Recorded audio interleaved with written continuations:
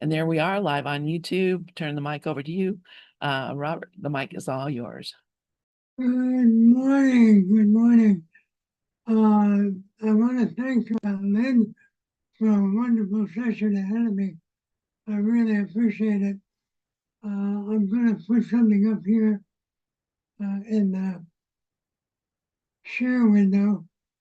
And because I have trouble talking, I'm going to ask somebody else to read it. Not Cherie, she's going to read a lot later. So if anybody would just... I'd be happy to, Robert. Yeah, great. Thank you. Do you want me to start at the top? Whatever. Doesn't matter. Welcome to Robert's Ramblings, a potpourri of mystical thought from ACIM and other sources. Good day, ACIM gather. Let's open with this prayer from the Course. I am here only to be truly helpful. I am here to represent Him who sent me. I do not have to worry about what to say or what to do because He who sent me will direct me. I am content to be wherever He wishes, knowing He goes there with me. I will be healed as I let Him teach me to heal. You can continue. For those visiting for the first time, the reason I do not speak much is that I lost my voice to the ravages of treatment for throat cancer. Others read for me, and I am grateful for both. Someone once said that the best way to make God laugh is to make plans. Each week, I make tentative plans for what I want to share, and that never happens. Something always changes at the last minute, or inspiration wakes me up at 3 a.m. and a new route is assigned. Today is one of those days. There is a single word from an animated feature that describes almost every one of my days. Squirrel! I am working on another novel and will share some tidbits today. If you read The Typewriter, you remember that it was about a man who found a typewriter and wrote what would become a world-famous book. The manuscript is Sam's book, dedicated entirely by the typewriter. Dictated. Gotcha. Dictated entirely by the typewriter. Thank goodness you can still speak, Robert. Okay. The words are familiar, but the presentation is, well, you decide. Here are some excerpts. The chapter titles will sound very familiar. And Prologue. here's where I'm going to let Cherie take over. Thank you for letting me be of service. Yeah, no, Debbie, I appreciate it so much. You can't believe. But anyway, Cherie is going to read a little bit from the book itself. And if anybody wants to jump in here and just raise their hand and ask a question, that's fine. I'll try to watch for it. You ready to go? You got the problem? I'll let you read live because I can't keep up with this very well.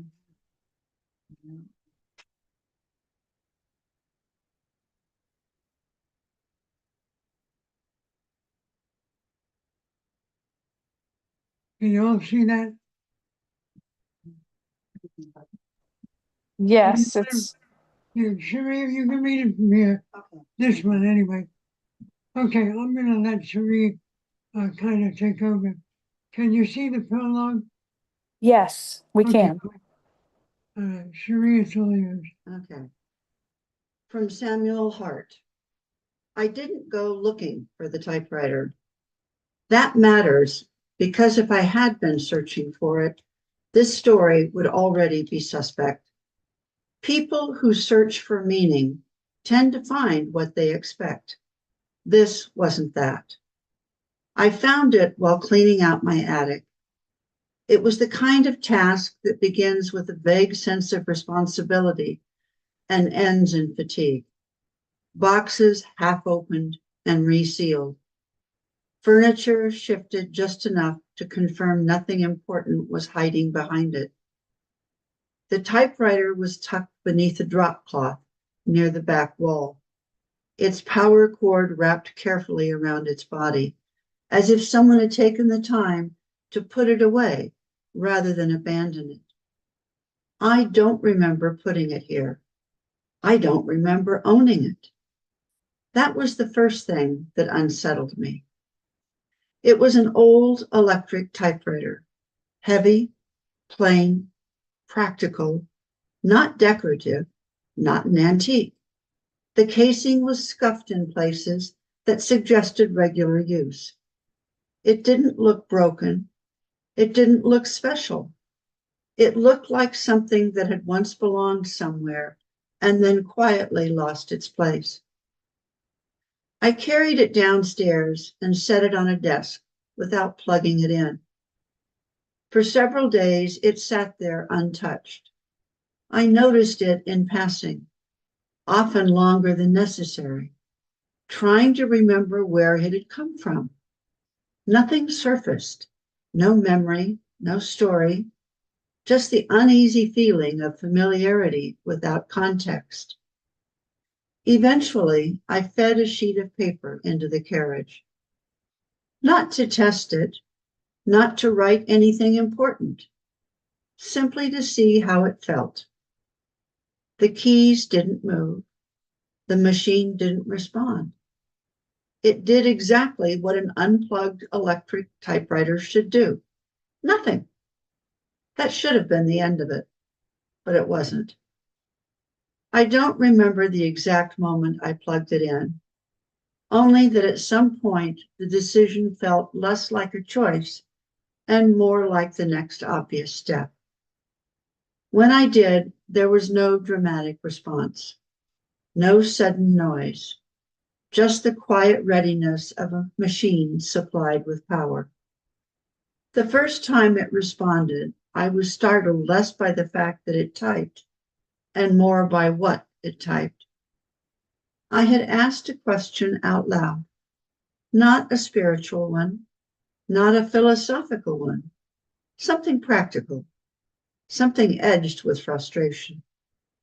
The answer appeared immediately, clear, precise, uninterested in my emotions. I laughed it off. The second time, I didn't laugh. By then, I had learned not to rush. I would sit at the desk, hands resting on the keys, and wait. Sometimes I asked questions, sometimes I didn't. Occasionally, words would appear in response to something I hadn't said at all.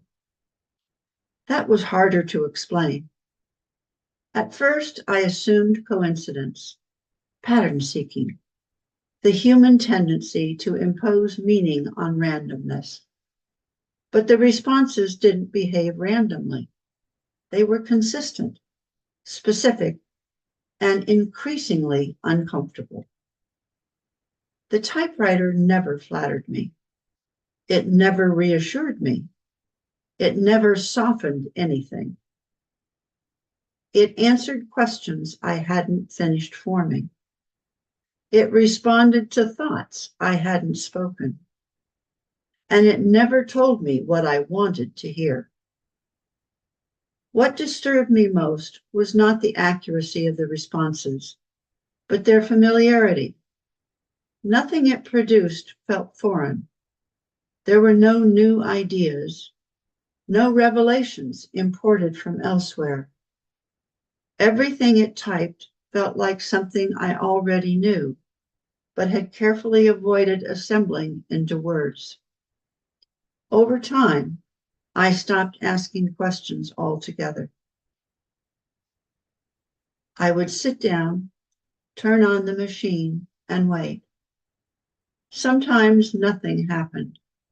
Sometimes the keys moved slowly, deliberately, as if timing mattered more than urgency. The tone never changed.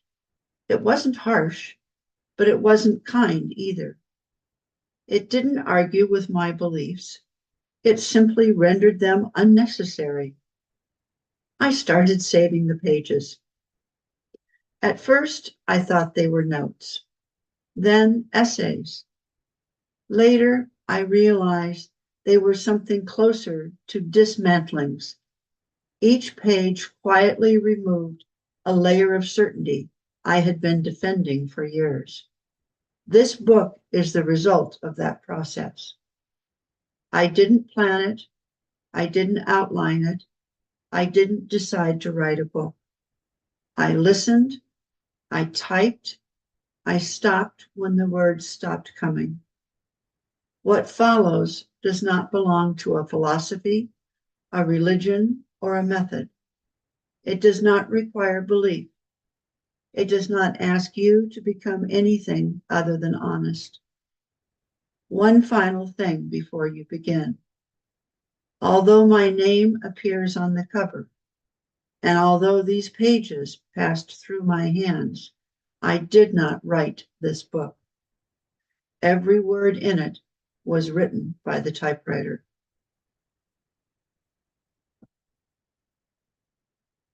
As you can see, that's kind of an introduction to the book.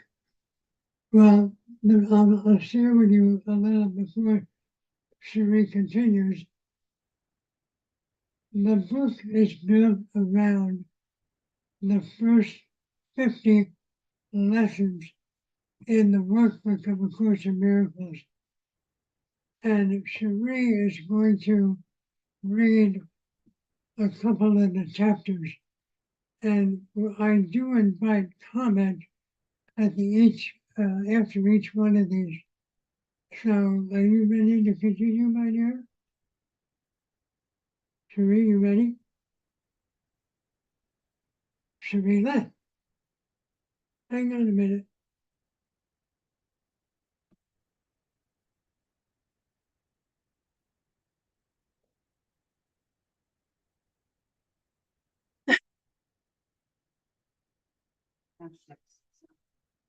You don't have your, well, you can read it from here then.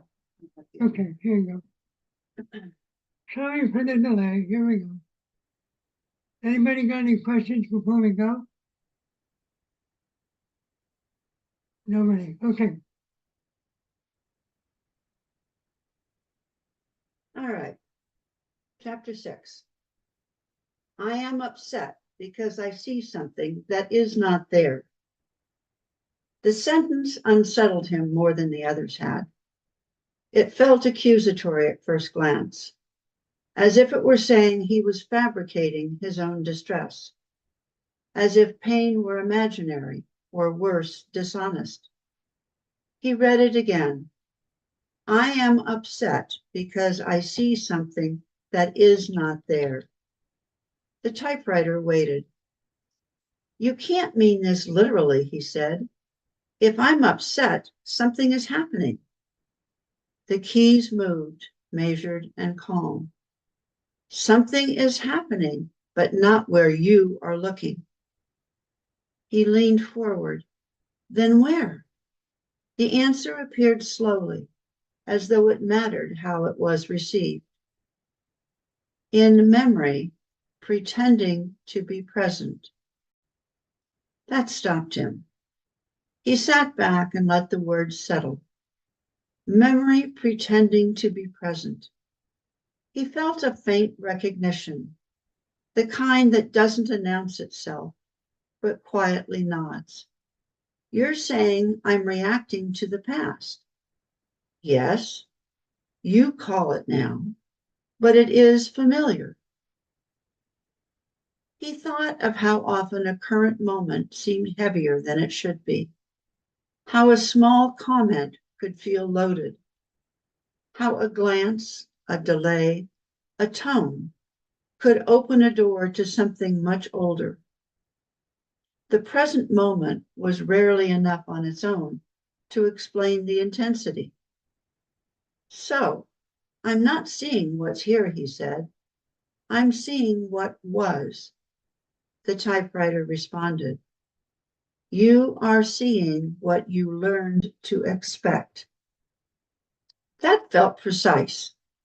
Expectations shaped by earlier moments, by disappointments, by wounds that had never fully closed, only gone quiet. When I get upset, he said slowly, it feels immediate, like it just happened. Yes, that is the deception. He closed his eyes. He remembered how a certain look on someone's face could still trigger the same tightness he had felt years earlier. Different person, different setting, same internal response. The mind was efficient that way. It reused material. So, what am I seeing that isn't there? He asked. The typewriter paused, then answered with unsettling clarity. You are seeing a threat where there is only a moment. His chest tightened as he read that. Threat! He realized how often he approached the world braced, how quickly neutral events became warnings, how the mind scanned constantly for danger, rejection, loss, humiliation. It was exhausting. I thought I was just being careful, he said. The keys pressed again. Fear always calls itself carefulness. That almost made him smile. Almost. So projection is what? He asked. Putting the past on the present? Yes, and calling it perception. He sat quietly, feeling the weight of that. Projection wasn't dramatic. It wasn't malicious. It was subtle and automatic. It borrowed images from memory and overlaid them on whatever stood in front of him. People became symbols. Situations became echoes. The present was rarely allowed to speak for itself. And that's why I'm upset, he said, because I'm reacting to something that isn't actually happening. The typewriter answered simply, yes. He felt resistance rise again, quieter this time, but persistent. That makes it sound like my reactions aren't justified.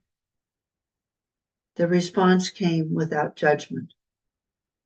Justified is not the same as accurate. He exhaled slowly. So what's the point of seeing this? He asked. What changes? The typewriter's reply felt gentler now, almost reassuring. You stop arguing with the world and begin questioning the image. He let that sink in. He had spent so much time trying to manage the world, correcting it, anticipating it, protecting himself from it. All that effort assumed the problem was out there. But if the image was internal, then the battle had always been misplaced. When I see something that's not there, he said, it feels very real.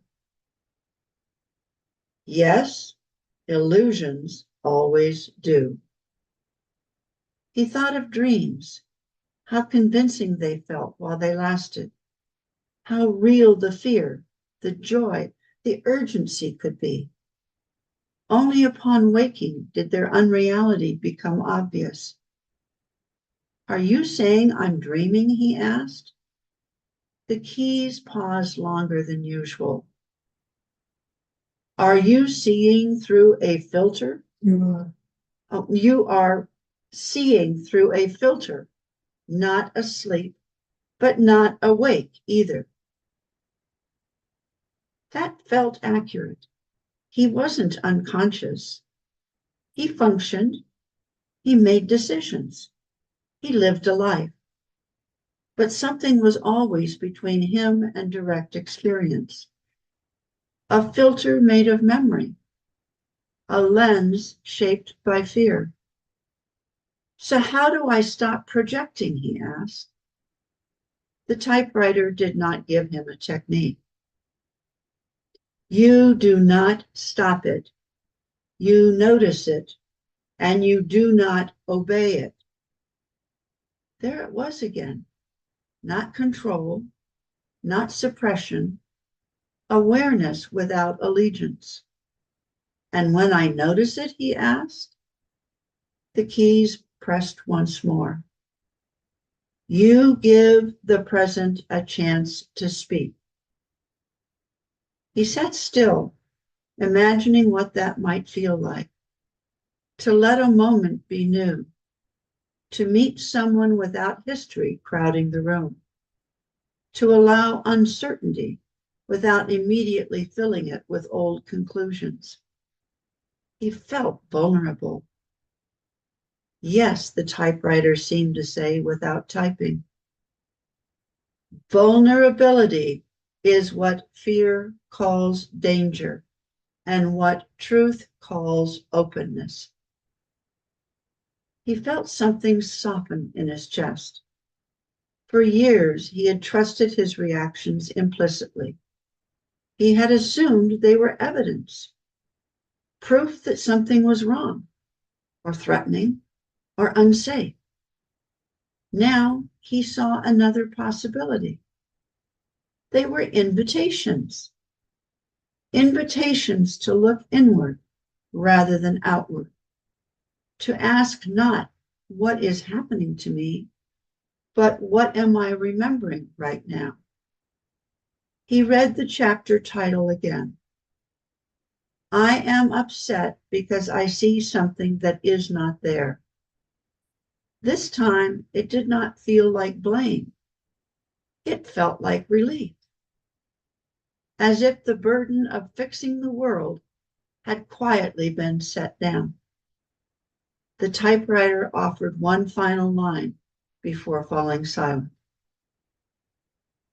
When the past is seen, but not believed, the present becomes enough. He remained at the desk long after the keys stopped moving. For the first time in a while, the room felt exactly like a room. And that was enough.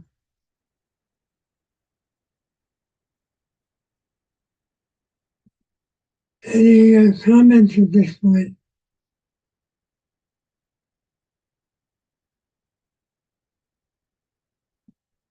Is anybody actually still there? Hi, Robin. Hi,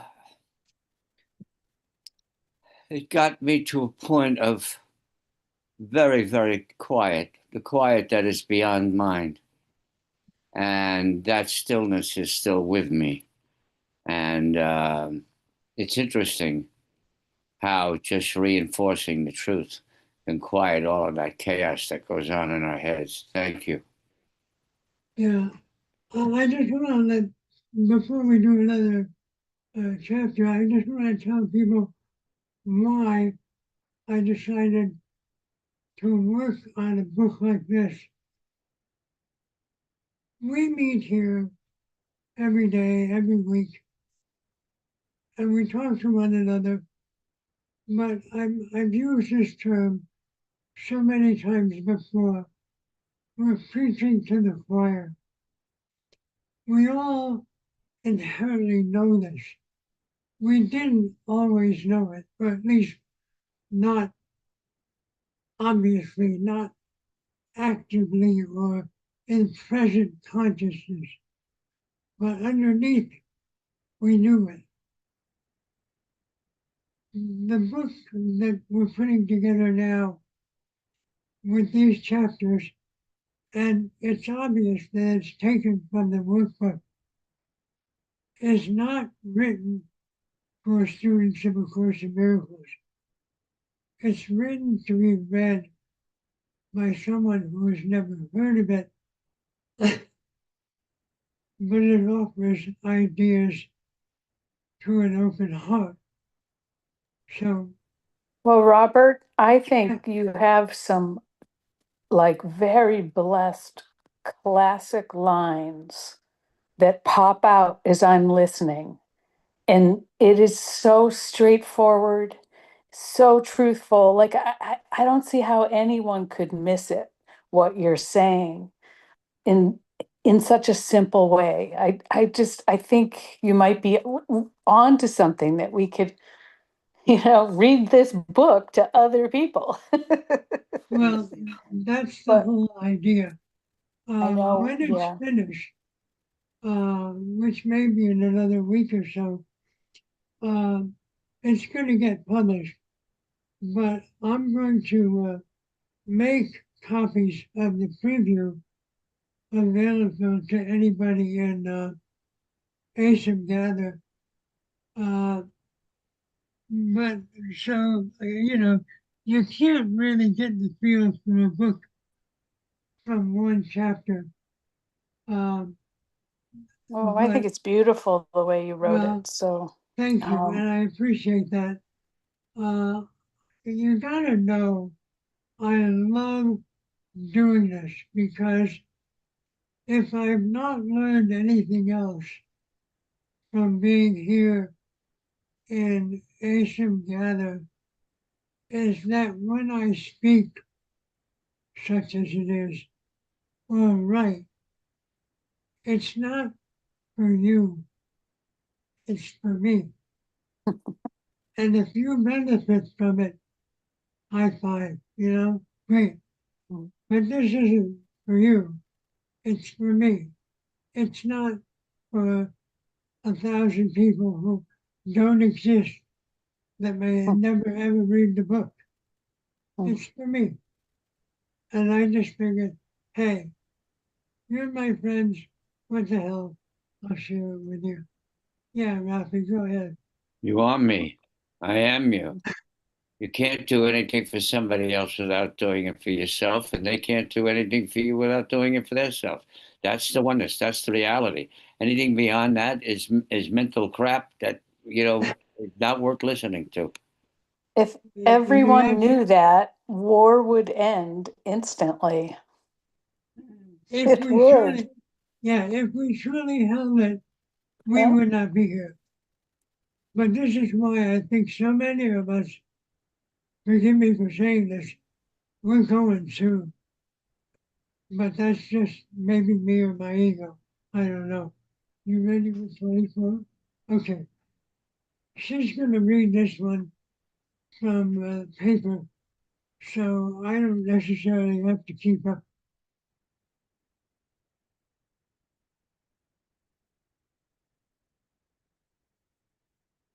Oh, wait a minute, I gotta get to the top. There we go.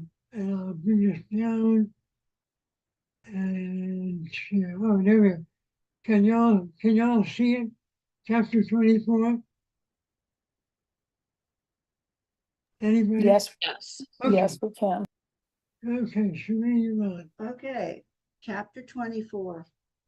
I do not perceive my own best interests. Sam stared at the line for a long moment before speaking. I don't like how that sounds, he said. It feels like you're saying I can't be trusted. The typewriter waited. Then the keys moved unhurried. I am not saying you cannot be trusted. I am saying you have been listening to incomplete information. Sam leaned back. That's not much better. The keys paused, as if amused. You have been very good at pursuing what feels safe. That's called survival, Sam replied. Yes, and survival is not the same as well-being. He frowned at the page. I thought those were the same thing. Only when danger is real and present. Sam considered that.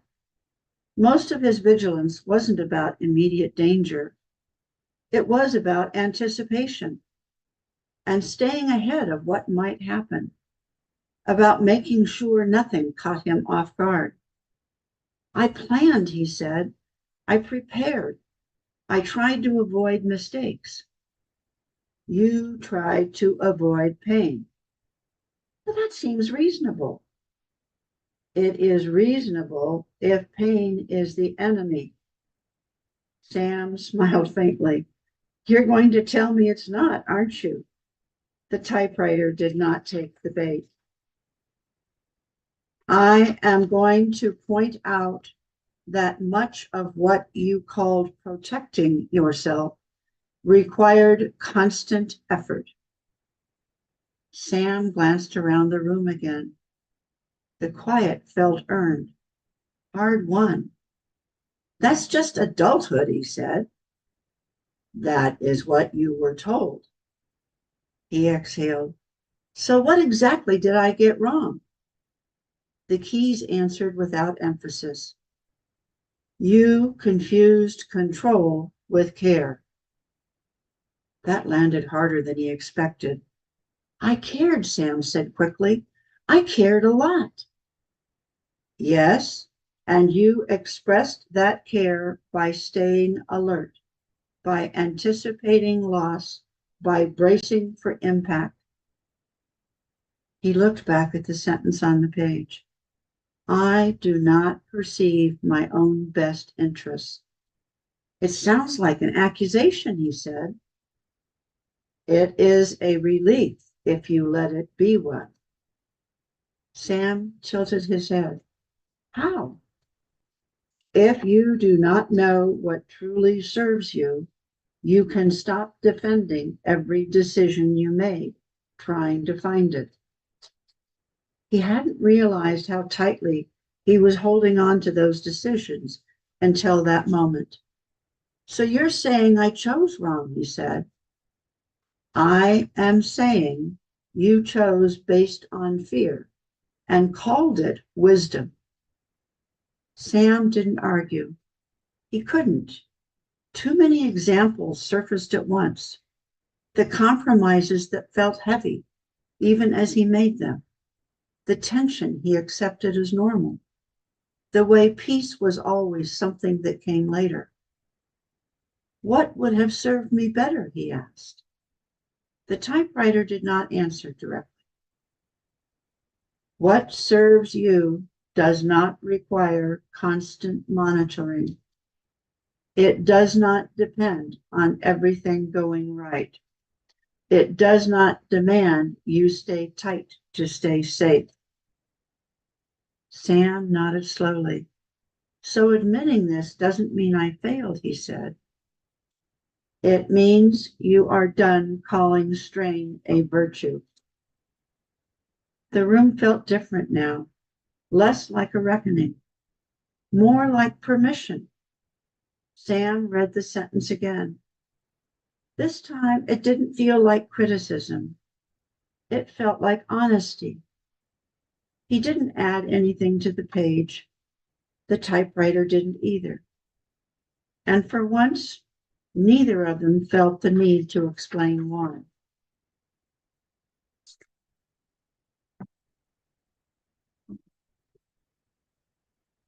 So once again, I open it up to comments. What I'm curious about, and I'm asking this as my to my peers and from my peers, does this feel like it's being true to the meaning of these workbook lessons?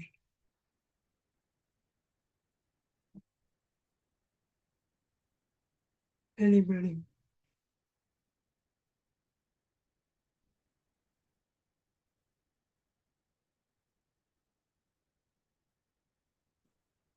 Okay, there are a lot of times when having an audience go completely silent is a good thing. This isn't one of them.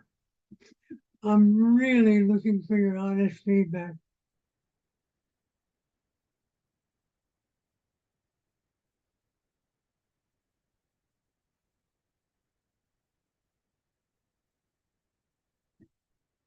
Yeah, Matthew.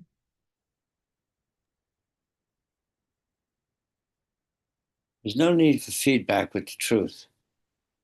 The truth is, and is and is. That's what this is. The feedback is the quiet. If there are opinions, if there are thoughts, if there are, I look at it this way, I look at it that way, that ain't reality. That's the mind staying busy, trying to work this out, figure it out, rationalize it, justify it, give explanations for it, excuses, reasons. That's got nothing to do with reality. Okay, so when I'm not sure what I'm hearing, and I just want to make sure I do hear correctly. It sounds like, am I on the right track? Should I keep going? Not today, obviously, but should I keep working on this book? Of course, there are no mistakes. Yeah, if you love it, I would. If Yeah. you, and I'm so glad that we have it recorded. And Charisse speaking, I Yeah. couldn't even speak up, Robert. I was in a zone. I just couldn't say anything. And no, I'd have to reread it and see if you were really following the lessons, but I assume that you were because I felt like I was on a journey into me, into the one, into God, whatever we want to call it. Well, thank you, and So you don't that's what I was looking for. And Linda, I saw your yes. Thank you so much. you don't see that Um, you're divinely guided, but the rest of it, to the rest of us, it's quite obvious. yeah, exactly. And as I said, this is not for course students. This is for somebody who would never pick up A Course in Miracles thinking it's going to be, oh, some more religious crap. Um, so that's where I feel led to go with this book. And that's what I'm doing. And it may be the very last thing I do. I don't know. And honestly, I don't care. Um, Sherry said, yes, you do. Let I go. don't know if I do or not, to be honest. Let go of trying to figure it out and just let it be. You're trying to figure it out. It's trying to get an answer from a mind that doesn't have the answer. I'm trying to be Wasting Sam. your time. Yeah, Just yeah, be. yeah. Um, okay, do we have about 20 minutes. Does somebody want to just pick or read an essay from the rest of the list? I can scroll down to it. Um, oh, yeah, Linda, you want to know. Okay. Um, let me just scroll down the page here a little bit. Anybody, whoops, too far. Anybody that wants to see a copy of the book, just send an email to the address you see on the screen right now, and I'll make sure you get a copy. Because I know this is a little bit of spirit and a little bit of ego, but I really, oh, get dizzy. I really feel like this book is going to become very important to some, even if it's only one other person. Anyway, I'm drying out. Would somebody like to read an essay? Let me put the list up again.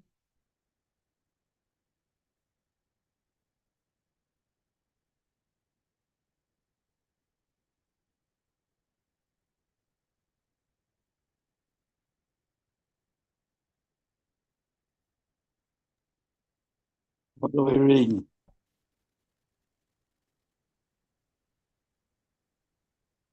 That? There's some quick housekeeping? What do we want to read? Any of the titles you see on that page, we can pick or read. It doesn't matter. Any of the other essays. There's one It that has jumped nothing off to the do with the page. book. I'm done with the book for now. The one that jumped off the page for me is the unreality of death.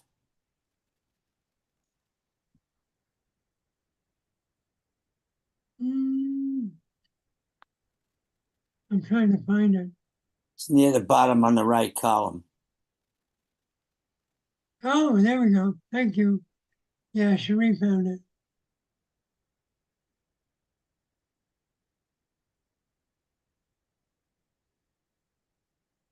And I'll make it bigger so it's easier to read. Please. And if it's okay with you guys, I'm going to give Cherie a break. She's been reading a lot. So if somebody else wants to read it, that'd be great. Ready? You said to it so you can read it. The unreality of death. Most people move through life carrying an unspoken belief that death is the final authority. Cute, but okay. It's woven into the way we talk, plan, and fear. We watch bodies change, weaken, and eventually stop. We lose people we love and feel our own vulnerability rise whenever we imagine our last breath. Because the senses report only what is physical, we tend to accept their report as the whole truth. Big mistake. Yet beneath all of this, another message keeps trying to surface. Of course, the miracle suggests that death is not a fact about life, but an interpretation of a temporary state, of course. It invites us to look directly at the belief in death and see that one who observes the changes cannot be defined by them. The Course is gentle around this topic, does not argue that the body goes on forever, it simply refuses to let the body tell the story of who we are. When it reminds us the body is a limit on love, the implication is clear. Love is our nature, and what is natural to us cannot be housed, defined, or ended by something that is itself temporary. The only thing you can depend on is stream is that everything is temporary. A limit cannot contain this limitless. A shell cannot become the identity of what it holds. When you eat a clam, you eat what's inside, not the shell. If death seems frightening, it is because we have accepted the idea that our identity lives inside the body and disappears when the body fails. But that belief collapses the moment we step back and observe ourselves thinking. Death is just another thought. Something in us is watching. Something in us is aware of the body, the emotions, and the passing of time. That awareness is not aging. It is not weakening. It has been present through every stage of our lives, unchanged by the physical change that comes and goes, that come and go. When the Course tells us nothing real can be threatened, it invites us to consider that the part of us that watches is the real part and therefore cannot be threatened, not even by what we call death. This perspective doesn't require blind faith. Most of us have experienced moments of quiet presence when our sense of self expands behind the body, right here. It may happen when we sit with someone we love, when we feel a surge of gratitude, or when we sense a peace that seems to come from somewhere beyond thought. Hello. These moments reveal a truth we often forget. What we are is not confined to a physical form. The body, according to the Course, is a communication device and a learning tool. It has a beginning and it has an end because learning inside a dream requires form. But the learner, the mind, does not begin and does not end. When the Course says there is no death, the Son of God is free, it is not denying that the body ceases to function. It is saying that freedom belongs to the mind, and the mind cannot die because it was not born. What was created eternal remains eternal. I have a problem with that. Can we just go back, please? Yeah. Okay. What you called mind, I call consciousness or beingness. Mind is a collection of thoughts, feelings, ideas, beliefs, data, information. Okay, it is limited by its own self, and it can only reference itself. Infinite Yeah, consciousness it's has another no semantic. boundaries. I'm sorry, if you're going to talk the same time I'm going to talk, we can't talk. So go ahead, say what you're going to say. No, go ahead, finish. No, I've finished. I'll go Well, on. at this moment in time, for the sake of the essay, the word mind is just a matter of semantics. The point you make is absolutely correct. Well, uh, correct in the way each of us seems to understand it. And I'm not saying I'm right, or the other way around. It's just that this is the way I'm presenting it. And I leave it to anybody who reads it to interpret it for themselves. So with that in mind, thank you. And I love that with that in mind. yeah, so yeah, so if you would continue. I am, yeah, okay. This is easier to understand when we look at our own experience of identity. Over the course of a lifetime, we change roles again and again. Child, student, partner, parent, caregiver, friend. Each role rises, plays out, and falls away. Hello. Yet through all of these changes, something constant remains. That steady, observing presence is not fragile. It cannot disappear. When the body reaches its limit and drops away, it does not take that presence with it.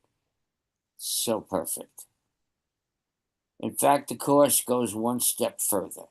It suggests that what we call death is simply another shift in perception within the dream of time. The dreamer does not disappear when a dream image dissolves. The mind that believed it was confined to a particular body simply continues until it finally recognizes that the entire experience of separation was a misunderstanding. Through forgiveness and willingness, the mind wakes up to its true nature. Understanding this changed the way we live now. Understanding this changes the way we live now. If we identify with something that must die, fear becomes our constant companion. We protect, defend, and brace it against ourselves against loss. But when we identify with something that cannot die, fear loses its hold. Life becomes less about survival and more about expression. Yeah, each of us is expressing that divine presence all the time. Decisions become clearer because we stop bargaining with imagined threats. Love becomes easier to extend because we no longer imagine that giving takes something away from us. This view also softens the experience of grief. Grief is real in the sense that we feel it deeply, but the loss we feel is not the loss of a person. It is the loss of the form through which we communicated. The relationship itself does not end. Boy, that is so true. We continue to feel their presence, guidance, and connection because mind relates to mind, not to flesh. Many people sense this long after someone has passed. Right here. The Course would say that they are not imagining it. They simply experience the ongoing relationship without the interference of the body. I just had a conversation about this with somebody not a half hour ago. I'm This, not surprised. this is there is a deeper comfort here. If death were real, then love would be temporary. That idea alone tells us something is wrong with the way we see things. We do not intuitively feel that love ends. We feel in our best interest that love is the most enduring thing we have ever known. It's the only reality. And if love is what we are, there must be enduring. Then we must be enduring as well. The Course states this directly.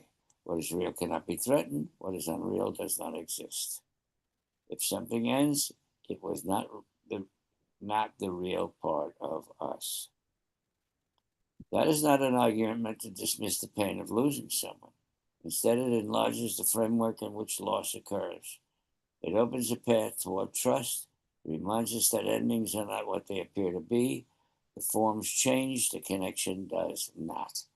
The body stops, the mind continues, the story closes, the life beneath the story remains untouched. When we accept even a little of this, something in us relaxes. The fear that surrounds the idea of death begins to fade. We stop treating life as a countdown and begin to see it as an unfolding. Every moment becomes more meaningful, not because it is slipping away, but because it is a chance to remember what is permanent in us. Of course, it's not asking us to deny the world, it is asking us to reinterpret it. When we look at the body with gentleness instead of fear, we see it as a temporary rather than a fragile identity. When we look at others without the lens of time, we see souls rather than aging forms. When we release the belief that death defines us, life becomes lighter, more generous, and more peaceful. In the end,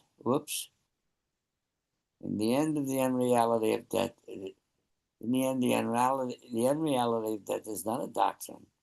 It is recognition. It is a recognition. It dawns slowly.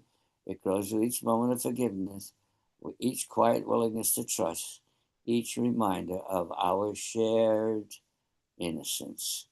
It grows as we shift from fear to love, from form to essence, from temporary stories to the truth that has never changed. What we are cannot die, and learning that is the beginning of real living. That pretty much says it all. So tell me, Rafi, is there any question in your mind why you picked that one? Yes, because I was just with my granddaughter, and we were having a discussion of her father who left his body, and my wife who left her body, and how we communicate with them on a daily basis. I mean, I talk to my wife at least twice a day. I talk to my son every day. She talks to her father every day. Where did they go? They can't go anywhere. They just left this temporary form, this communication device, this action figure, this little bobblehead doll, uh, and and relaxed into the divine presence. But you can't go anywhere. There's nothing outside infinity. There's nothing outside divinity. There's nothing outside of consciousness, awareness, beingness. We are beingness itself. How can it have a beginning, a middle, and end? Thank And you, when I Rafi. saw that, it reminded me of that conversation. And now you've just reinforced everything we discussed beautifully. Thank you, Rafi. I appreciate that.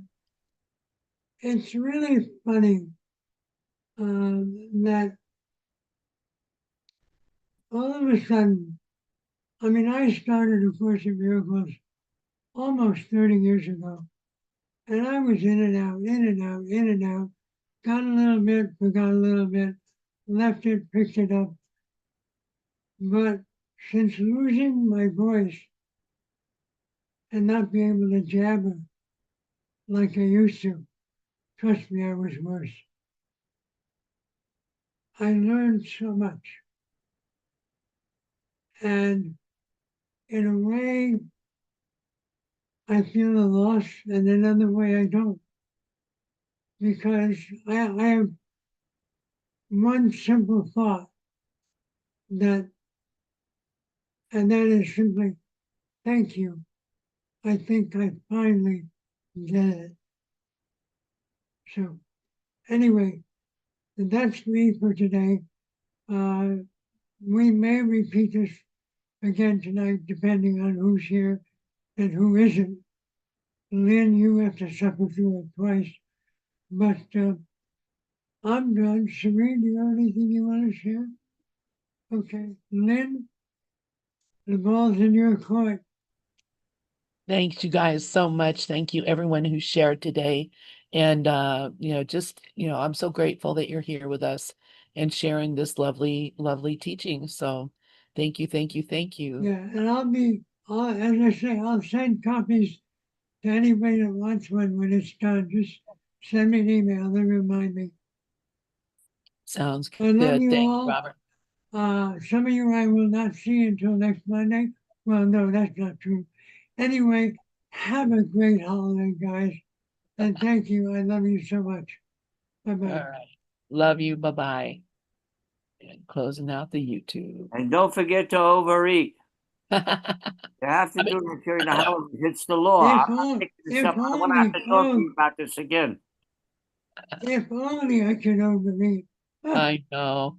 Yeah, I know. I'm sure eating is something I would miss terribly if I didn't have it, but I have it in my mind and Yep. I can, I watch people eat all the time And I appreciate what they're eating just as if I was eating it myself. So anyway, but I have the option and you do not. So I'm grateful that you have such a great attitude about it.